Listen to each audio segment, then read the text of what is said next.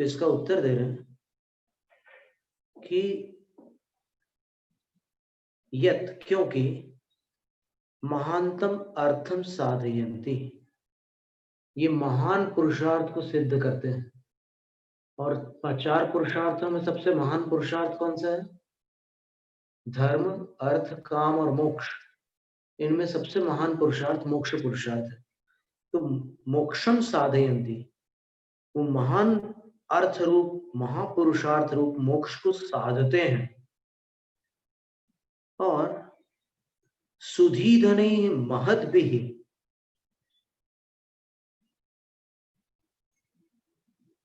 व्रतान्याचरितानि इति, अत्यंत बुद्धिमान महात्माओं के द्वारा उन व्रतों का आचरण किया गया है।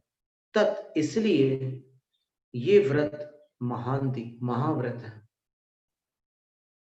2 हेतु दिए ना। एक हेतु तो ये था कि इन व्रतों से जो सबसे महान पुरुषार्थ है, मोक्ष पुरुषार्थ, वो सधता है।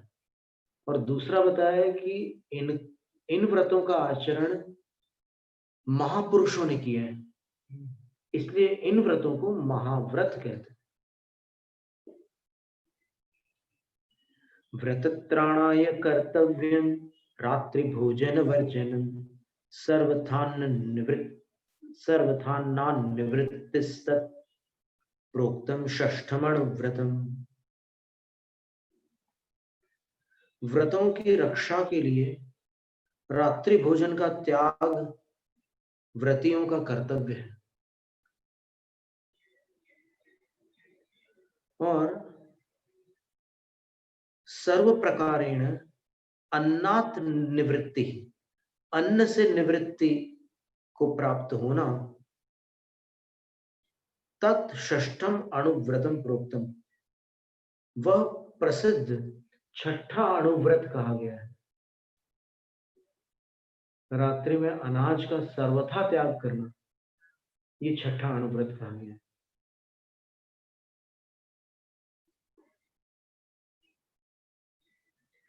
छठे अणुव्रत के ऊपर बहुत लेखमालाएं चली, काफी चर्चाएं हुई है विद्वानों के और साधुओं के बीच।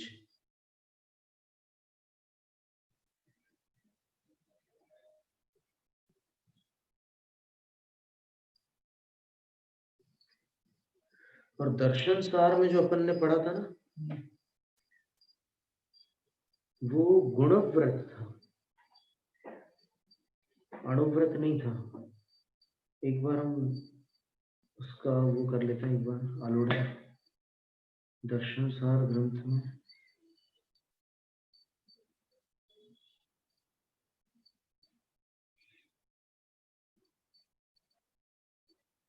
दर्शन सार ग्रंथ में भी एक ऐसी गाथा आई थी, जैनाभास का जहां वर्णन था उसमें आई थी।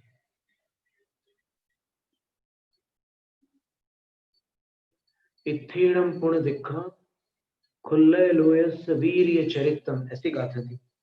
अभी हम निकालते हैं।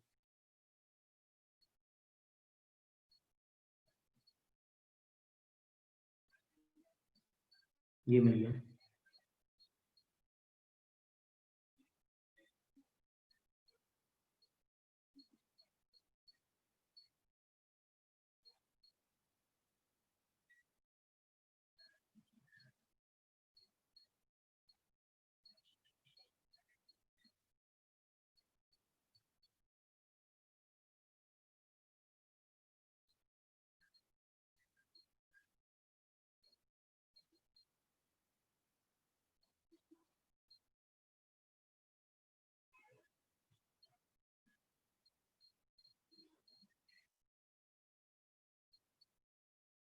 हाँ, ये काष्ठा संघ में बताया।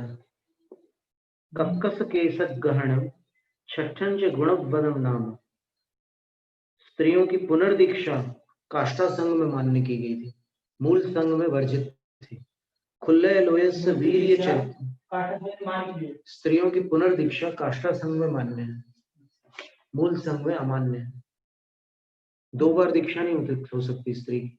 नहीं होती, सभी महाराजा की काष्ठा संघ में। फिर खुल्ले लोएस वीर्य चरितम, और क्षुल्लक लोगों की वीरचर्या काष्ठा संघ ने मान्य की है और बाकी संघों में मान्य नहीं है। यानी क्षुल्लक जो है वो आतापन योग, अभ्रावकाश योग जैसी वीरचर्या नहीं कर सकते, और आहार पड़गाहन में भी जो अटपटी आंकड़ियां होती है, जो वृत्ति परिसंख्यान में वीरचर्या होती है ना, कि एकदम विचित्र प्रकार के नियम ले लेंगे पड़गाहन में, वो भी नहीं ले सकते क्षुल्लक मारे। और कक्कस केसर गहन में वो चमड़ी गाय के पूंछ के बालों से पिच्छी जो बनी होती है चमर, तो उसी को वो पिच्छी के रूप में इस्तेमाल करते थे। आज भी कुछ भट्टारकों की गादियां हैं उत्तरापथ में, जहां पर काष्ठा संघ के भट्टारक थे वो, और उनकी पिच्छियां अभी भी लटक रही है चमर जैसे। हाँ, नहीं तो मयूर पिच्छी वाले जो थे मूल संघ के भट्टारक थे। हाँ, मूल संघ के भट्टारक मयूर पिच्छी रखते थे। फिर छठम च गुणपदम नाम, और यहाँ पर छठा गुणव्रत लिखा उन्होंने।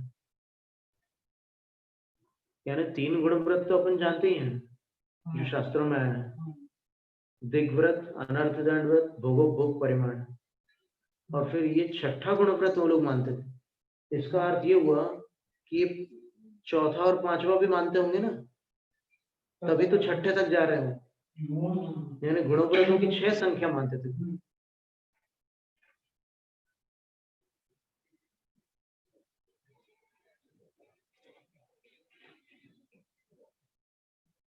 और प्रायश्चित भी उन्होंने अलग प्रकार से बना दिए।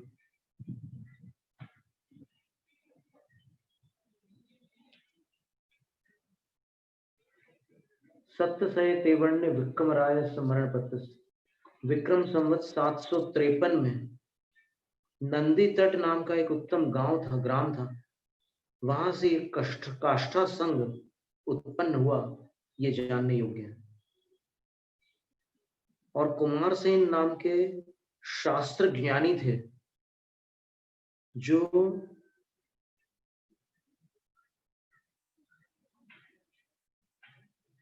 सल्लेखना काले दंसण भट्टो जादू, सल्लेखना के समय श्रद्धा से विचलित हो गए थे,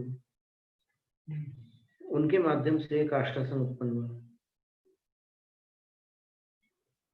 पर काष्ठा संघ में दिगंबर मत की बहुत सारी मान्यताएं हैं, जो नहीं है उसको उन्होंने अलग से बताया है, यहाँ पर गिनती करके बताई है। इसमें उन्होंने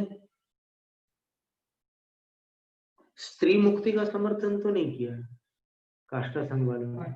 काष्ठा संघ में स्त्री मुक्ति का समर्थन नहीं है, बस पिच्छी जो है वो गोपुच्छ की वो रहती है, जो एक चमड़ी गाय होती है उसके पूछ के, वो जो वहां सुंदरबन है ना बंगाल में, वहां वो गाय पाई जाती है चमड़ी गाय, उनकी पूछ के बाल से ये पिच्छी बना। अब तो मुश्किल हो गई बहुत।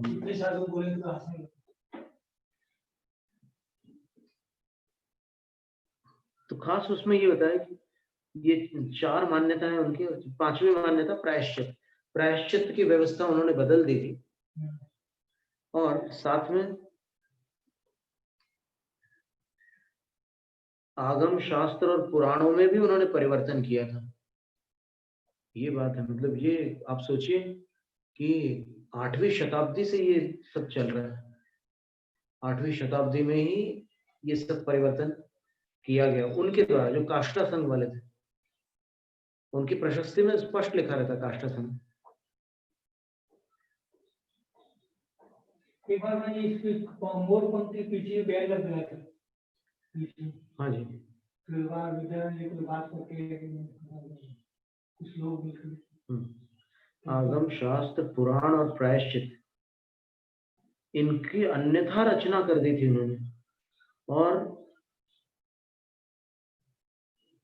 मूढ़ लोगों में मिथ्यात्व को प्रवर्तित किया था काष्ठा संघ ने।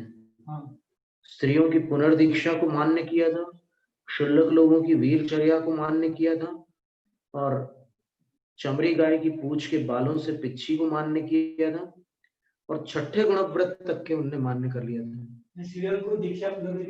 पुनर्दीक्षा, स्त्रियों की वापस दीक्षा होना मूल संघ में नहीं, स्त्री की दोबारा दीक्षा नहीं हो सकती, पुनर्विवाह भी नहीं हो सकता, पुनर्दीक्षा भी नहीं हो सकती। लेकिन हमने में कुछ आचार्य लोग मानने लगे पुनर्दीक्षा हो जाती है, तो वो काष्ठा संघी है, मान्यता के अनुसार वो काष्ठा संघी है, क्योंकि ये मत काष्ठा संघ का मत है ना। तो काष्ठा संघी बोले तो पीछे में तो लाइक ले लो नहीं, वो ऐसा है कि देखिए अब इसमें क्या हो जाता है कि कई बार जैनाभास के मिश्रण से भी एक जैनाभास तैयार हो जाता है। कुछ चीजें आप इस जैनाभास की मान रहे हो, कुछ उसकी मान रहे हो, और फिर पिच्छी आपने दिगंबरों की रख ली है मूल संघ की। तो मयूर पिच्छी दिगंबर संघ में होती है, तो वो आपने हाथ में पकड़ी है, लेकिन मान्यताओं में आपकी अगर स्त्रियों को आप पुनर्दीक्षा दे रहे हैं तो फिर वो काष्ठा मत है, काष्ठा संघ का मत है, और उतना वो जैनाभास हो गया ना। तो जैनाभास केवल 5 नहीं है जो 5 बता रहे ना, इनके मिश्रण से भी कई जैनाभास बन जाते हैं। लेकिन इसमें महाराज जी एक विमल भक्त संग्रह लिखा है ना, उसमें ये प्रतिष्ठा प्रशस्ति लिखी है, इसे लिखते हैं ना, उसमें काष्ठा संघ का नाम आता है। देखिए एक बात बताएं हम आपको कि जो प्रशस्तियां लिखी गई है, कुछ प्रशस्तियां लिपिकारों ने भी लिखी है, जैसे समय सार और प्रवचन सार की जो प्रशस्ति है वो काष्ठा संघ के किसी लिपिकार द्वारा लिखे थे, और उससे ये भ्रम उत्पन्न होता है कि मूल जो आत्मख्याति जो टीका है उसकी समय सार की, अमृतचंद्र सूरी की जो मूल टीका है वो अमृतचंद्र सूरी काष्ठा संघी थे। ऐसा निर्णय हो जाता है कई लोगों के, कई पाठकों के मन में। कोई लोग काष्ठा संघी मान रहे हैं, कोई नहीं, फिर अब एक बात सोचने की कि काष्ठा संघ की उत्पत्ति 753 में हुई, तो आचार्य कुंदकुंद क्या 753 में हुए थे? वो तो बहुत पहले हुए थे ना। तो फिर ये तो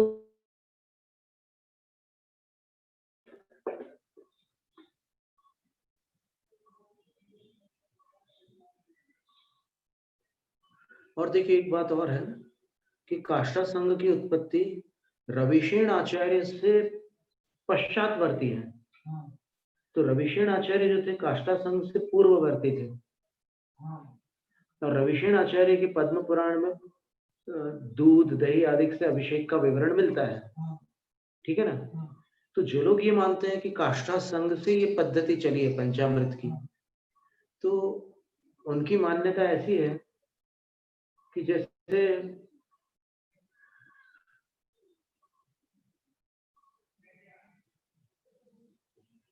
लकड़ी की मूर्ति का नहीं एक मिनट, हमको वो चर्चा पर आ रहे हैं बाद में। पहले हम ये बताना चाह रहे हैं कि जो चीज पहले पुराने शास्त्रों में आ चुकी है, पद्म पुराण में जो चीज आ चुकी है, और ये काष्ठा संघ उसके बाद उत्पन्न हुआ है ना, पुराण बनने के बाद। हाँ, तो काष्ठा संघ से पंचामृत की उत्पत्ति मानना कहाँ तक उचित है, ये हम प्रश्न कर रहे हैं, क्योंकि पंचामृत का वर्णन उसके पहले मिल रहा है, काष्ठा संघ से पहले मिल रहा है। तो फिर ये मानना ही अनुचित है कि काष्ठा संघ से पंचामृत की शुरुआत हुई। और एक बात और कि काष्ठा और काष्ठ ये दोनों शब्द समान नहीं है, तो ये कल्पना भी अनुचित है कि काष्ठा संघ वो लकड़ी की प्रतिमा के कारण कहलाया, बिल्कुल नहीं। काष्ठा का अर्थ दिशा होता है और काष्ठ का अर्थ लकड़ी होता है, तो इसका उससे संबंध ही नहीं बनता। और एक बात और सोचने की है कि मान लो लकड़ी की रक्षा के लिए कुमारसेन आचार्य महाराज ने पंचामृत का प्रावधान बनाया, ठीक है, अपन ये मानते हैं। अगर ऐसा मान लिया जाए तो क्या होगा, तो लकड़ी की प्रतिमाएं क्रैक होने लगी थी, ऐसी वो लोग मनगढ़ंत कथा सुनाते हैं वो लोग कि लकड़ी की प्रतिमाएं थी वो चटकने लगी, तो फिर उनकी रक्षा के लिए इन्होंने ये पंचामृत शुरू किया। एक बात बताइए, पंचामृत में घी के सिवाय ऐसा कोई अन्य पदार्थ है जिससे लकड़ी की रक्षा होती है? तो फिर अगर लकड़ी की प्रतिमा की ही रक्षा करनी होती तो फिर मात्र घी का उपदेश देते हो, पंचामृत का उपदेश देकर क्यों उन्होंने इतना प्रपंच रचा? वो तो खराब हो जाती लकड़ी। तो बाकी आप देखिए ना, घी के सिवाय सारी चीजें लकड़ी को नुकसान पहुंचाती। दही से भी फायदा नहीं होगा, गंध आएगी लकड़ी में। आप हम बता रहे ना आपको कि घी के अतिरिक्त बाकी सारी चीजें लकड़ी को क्षति पहुंचाने वाली, हानि पहुंचाने वाली। तो फिर ये मानना कि लकड़ियों की रक्षा के लिए पंचामृत शुरू हुआ था, और मूर्ख लोग आज भी धातु और पाषाण पर पंचामृत करते हैं, ऐसे शब्द लिखते हैं वो लोग। तो सोचने की बात है कि लकड़ी की रक्षा पंचामृत से होती है, क्या ये मूर्खता नहीं है? ये अब आपने बताया कि संस्कृत अर्थ के अनुसार देखें काष्ठा है, ये काष्ठा का अर्थ दिशा होता है, और काष्ठ का अर्थ लकड़ी होता है। तो ये सब क्या है कि पंथ पोषण के लिए लोग असत्य का भी आलम्बन ले लेते हैं। ये असली में अगर वास्तव में देखा जाए तो कोई भी सम्यक दृष्टि जीव आगम विरुद्ध वचन बोलने से भय खाता है। एक बात आती है, रहनसार में लिखा है कि एक सम्यक दृष्टि जीव जब तक वो सत्यानुव्रति या सत्य महाव्रति नहीं है तब तक दुनिया के झूठ बोल सकता है, सम्यक दृष्टि जीव। लेकिन जब आगम की चर्चा निकलती है तो वो एक भी झूठ नहीं बोल सकता, क्योंकि आगम के विषय में जो झूठ बोलता है वो सम्यक दृष्टि नहीं रहता। कितनी बड़ी बात है।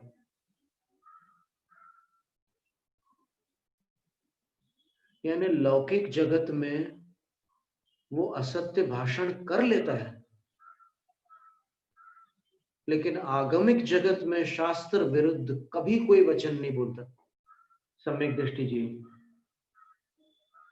अनजाने में निकल जाए वो बात तो अलग होती है महाराज जी, अनजाने में कोई बात गलत निकल जाए वो बात अलग होती है। अभिप्राय से कभी भी असत्य नहीं बोल सकता आगम के विरुद्ध। तो जितने लोग आगम विरुद्ध बोलते हैं ये उनकी स्पष्ट पहचान है कि सम्यक दृष्टि नहीं है। लोग पूछते हैं ना कि सम्यक दृष्टि की क्या पहचान है, तो जो सम्यक दृष्टि नहीं है उसकी ये पहचान। सम्यक दृष्टि की क्या पहचान है ये अभी छोड़ दो, जो सम्यक दृष्टि नहीं है उसकी ये पहचान है कि वो आगम विरुद्ध बोल देता है। अविरत सम्यक दृष्टि भी आगम विरुद्ध नहीं बोल सकता। कितनी बड़ी बात है। मदिसुद नाण बलेण सच्छंदम जंपदे जिणुद्दिठम जो सो होई कुदिट्ठी न होई जिण मग्ग लग्ग रहो। तीसरी गाथा नारायण सार की, कि जो अपने मतिश्रुत ज्ञान के बल से आगम का स्वच्छंद अपलाप करता है, मन माना अर्थ करता है, सो होई कुदिट्ठी, वो कुदृष्टि अर्थात मिथ्या दृष्टि होता है। न होई जिण मग्ग लग्ग रहो, जिन मार्ग में संलग्न वचनों वाला वो नहीं होता, वो आगम विरुद्ध भाषी होता है। और फिर इस विषय में एक बात और भी आती है, बहुत खतरनाक बात है, सबके जानने योग्य है, हमें कहीं से प्राप्त हुई थी ये बात। उसमें ये लिखा था, तो आपके पास तो होगा प्रायश्चित ग्रंथ आचार्य, तो उसमें ये एक श्लोक आता है, यथा छंद नाम का एक दोष होता है। यथा छंद एक दोष होता है, उसका प्रायश्चित बताया उसमें। वो ये है,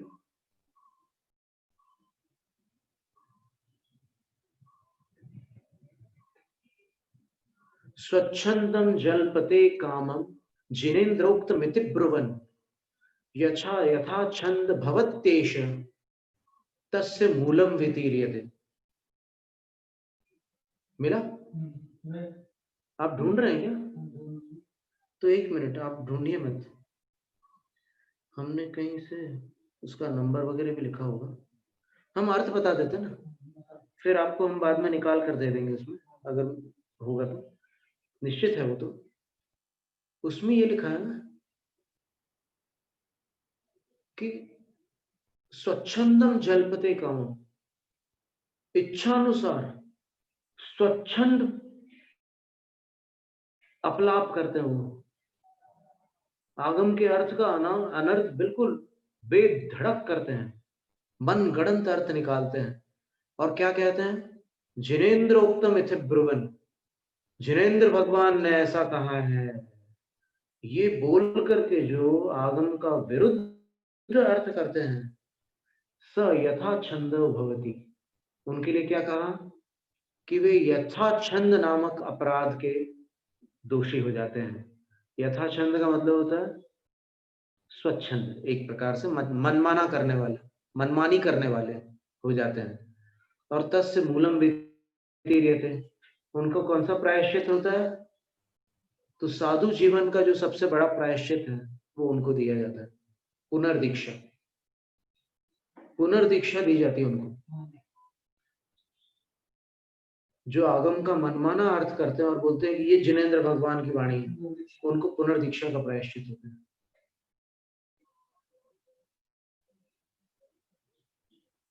कितनी बड़ी बात है ये।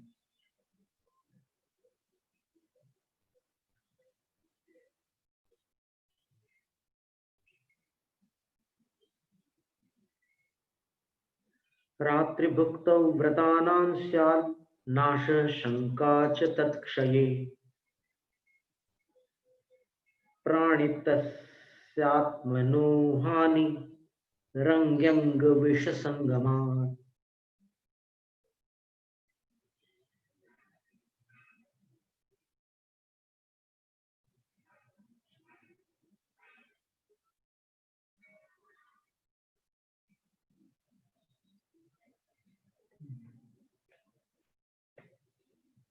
रात्रि भोजन कर लेने पर व्रतानां नाश स्यात्, व्रतों का तो नाश हो जाता है। और तत्क्षय, व्रतों का क्षय हो जाने पर शंका च स्यात्, अंदर एक घबराहट हो जाती है, शंका आ जाती है अंदर। और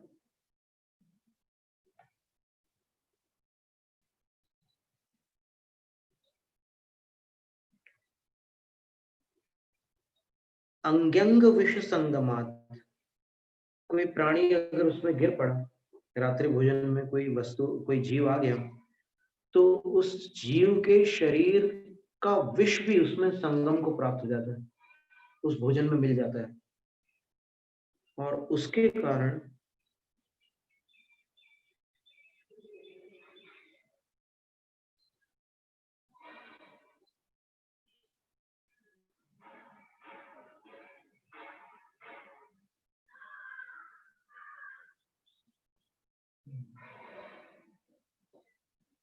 प्राणी तस्यात्मनु,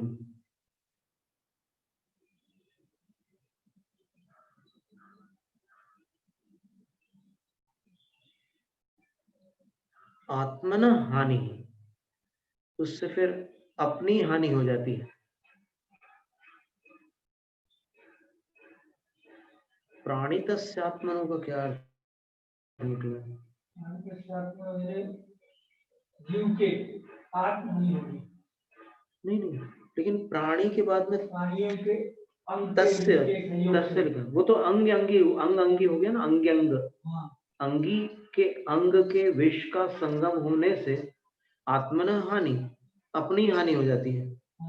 ये प्राणी तस्य क्या अर्थ क्या है? जीव के। नहीं, जीव के कैसे होगा? तस्य तो सर्वनाम है।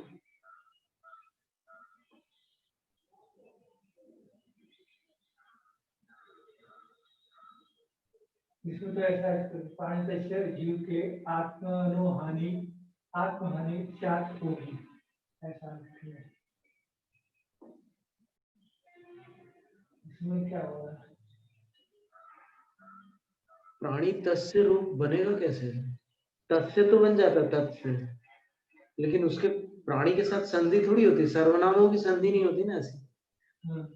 सर्वनाम की अलग प्रकार से संधि होती है।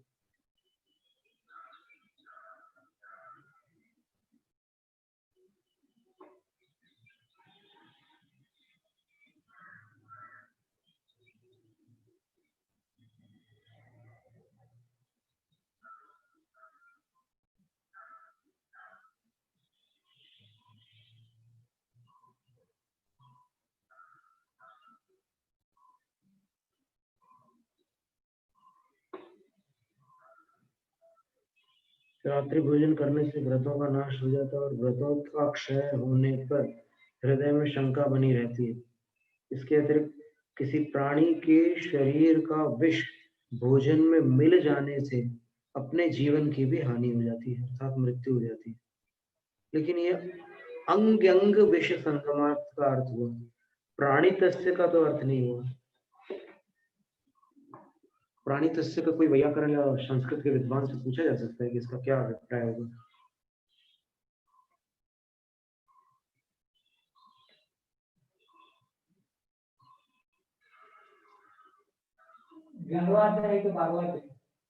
किसमें? ये अभी चल रहा है। अभी तो चल रहा है, 5वां चल रहा है ना, 5वां चरित्राधिकार चल रहा है।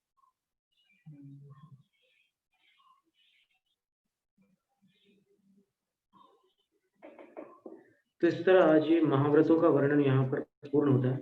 कल 5 व्रतों महाव्रतों का था और इसमें आज रात्रि में जो भोजन है उसका भी निषेध कर दिया।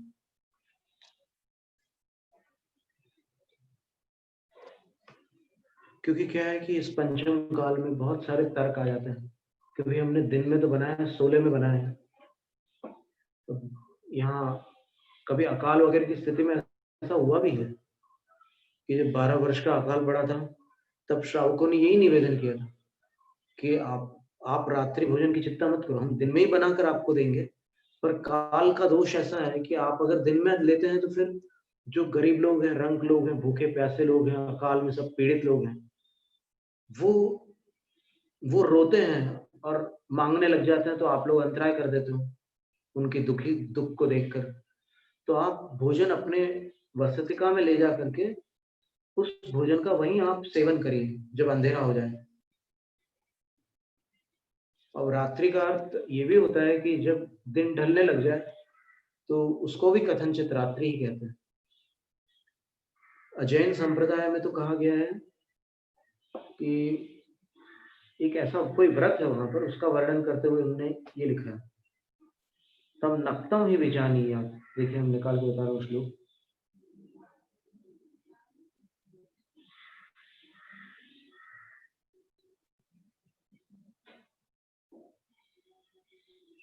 ये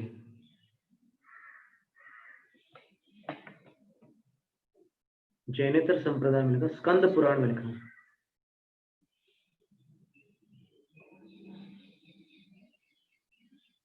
दिवसस्याष्टमे भागे मंदी भूते दिवाकरे तम नक्तं हि विजानीयात्।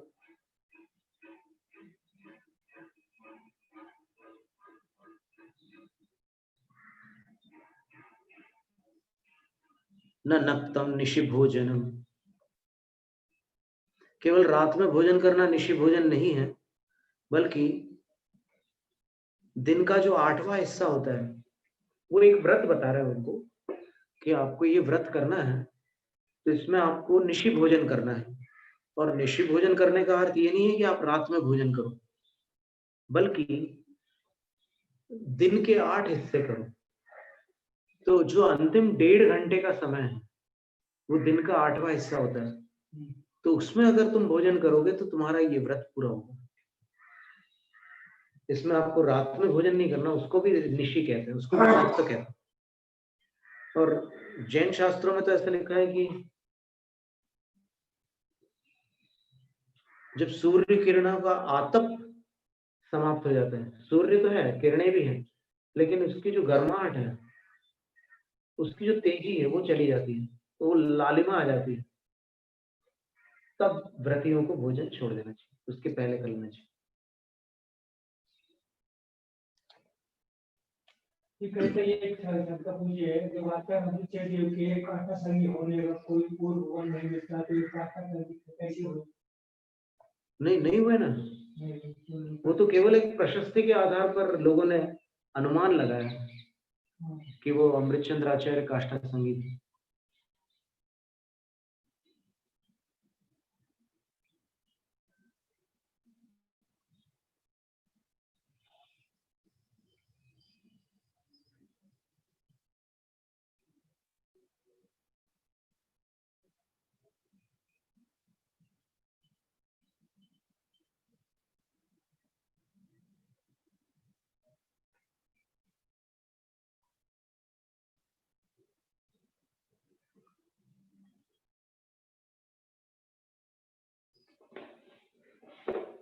अब ये अंतिम जो 1.5 घंटा होता है दिन का, हम्म, उस समय अपन लोग प्रतिक्रमण वंदना आदि करते हैं, भक्ति वगैरह करते हैं, देव दर्शन करते हैं हाँ, और फिर सामायिक में बैठ जाते हैं। और ये भी बताया कि 3 घड़ी पहले, हम्म, 3 घड़ी पहले साधु का भोजन पूर्ण हो जाना चाहिए। अगर दूसरी वेला में उठते हैं वो, हम्म, तो दूसरी वेला में उठने पर सूर्यास्त से 72 मिनट पहले उनका भोजन हर हालत में पूर्ण हो जाना चाहिए।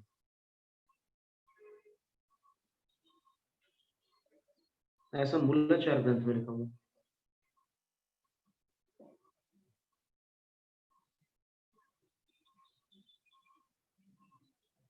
ठीक है, इतना ही पर्याप्त है। जैनम जैत शासन।